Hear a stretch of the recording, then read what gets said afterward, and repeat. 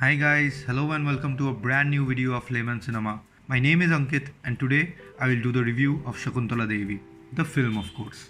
Before I start off, please stay till the end of this video and I can guarantee you that the best parts of this review will be towards the end and probably I will go on a rant today. If you haven't subscribed to my channel yet, please hit on the subscribe button and click on the bell icon to receive all notifications about new videos from this channel. So without any further delay, let's start off. So I just got done with watching Shakuntala Devi, directed by Anu Menon, and I must say it was a tiring watch. Shakuntala Devi, as everybody is already aware of, was also called the human computer. She holds a plethora of records and accolades in her name because of her superhuman capabilities of doing complex calculations in matters of seconds. She was also known for advocating for homosexuality and also wrote a book about it. She was a brilliant mind, but only if her film was as brilliant as her. I would dive straight into the review and speak about the good and bad aspects of this film, but not in any particular order. In the very first frame of the film, it clearly mentions that it is based on a true story, as seen through the eyes of her daughter Anupama Banerjee, played by Sania Malhotra. This message will almost feel like a statutory warning toward the later half of the movie. The things I liked about this film are hard to find, and currently I am focusing a microscope in my brain to find a few positives. There are two timelines in this film, one which starts from 1934 in Bangalore, which follows Shakuntala Devi's story and her journey to fame and success, and another which starts in 1994, mainly focusing on her daughter Anupama, who is perpetually angry at her mother for reasons not known to us till the second half. The start of the film gives a very brief glimpse of Shakuntala Devi's childhood. It then follows her to UK, where she paved her career and made an enormous name for herself. A very vibrant color palette is used in this film, much similar to the central character of this movie. Shakuntala Devi is portrayed as a cheerful, jovial and well-humoured lady by Vidya Balan, and rightfully so, going by her real-life interviews. The movie is a story of two halves.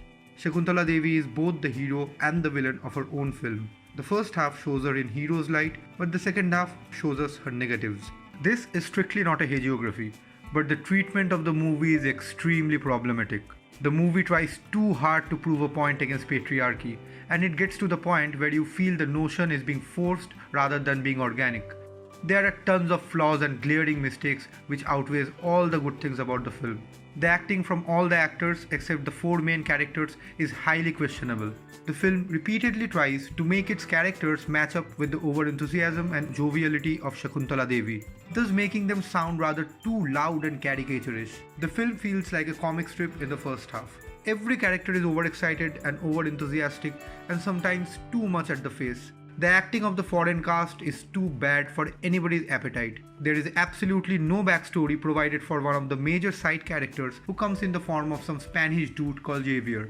He just arrives in the scene. We don't know who he is, what he does, except for the fact that he wants to help Shakuntala Devi for some reason best known to him. He leaves the story as suddenly and abruptly as he arrives. There is absolutely zero character development in this case. The dialogue seems ludicrous and out of place at most parts, and it gets to the point of being irritating. The art direction and cinematography somewhat redeems the movie by capturing the times of 50s to 80s quite beautifully. Another redeeming factor in this film is Vidya Balan.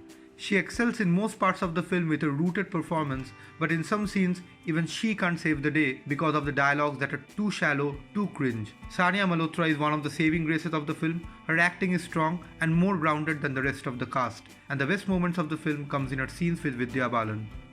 Jishu Sengupta and Amit Saad has too less screen time, and probably the length of this sentence is more than the screen time they get, but they do reasonably well in the parts they are in.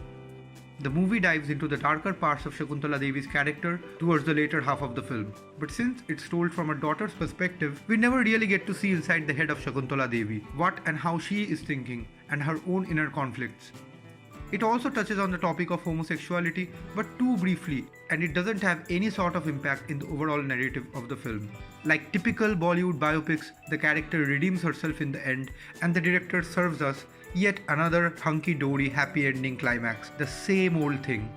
Three-fourths into the second half, the movie, which otherwise feels like a collage of Shakuntala Devi's math show clips, suddenly starts to peak, much to my amazement. There are some strong and intense scenes, and the movie does have its moments here. But there are so many flaws in direction, and the writing is so poor that the good moments are soon forgotten. At least thrice I felt the movie will end now. The climax is so stretched, it could have been a film by itself. Understood why I called this a tiring watch in the very first? The scenes in the climax feel like the movies of the 90s, with some cringeworthy emotional melodrama and some disastrous dialogues. And speaking of disastrous, what was that prosthetic? Seriously, what is this thing in Vidya Balan's face? Oh god, if I have to speak about all the flaws of this movie, this video will probably not be over till the COVID-19 pandemic ends. Unlike Shakuntala Devi, I won't make this video feel like a tiring watch for you. So without wasting any further time, I will come to the verdict. Shakuntala Devi is a classic example of how to botch up a film with an awe-inspiring protagonist played by one of the finest actresses in Bollywood. You can easily give this film a skip and instead watch her real-life videos and shows in BBC and in YouTube. I have seen them and it will blow your mind, unlike this film. So that's it for today, guys. This was my review for Shakuntala Devi. I hope you liked it. Thanks for staying till the end. Please do hit on the like and subscribe button before leaving. And also leave your comments in the comment section so that I get to know if you like this movie and like my review or not. Thank you for watching. Goodbye. See you next time.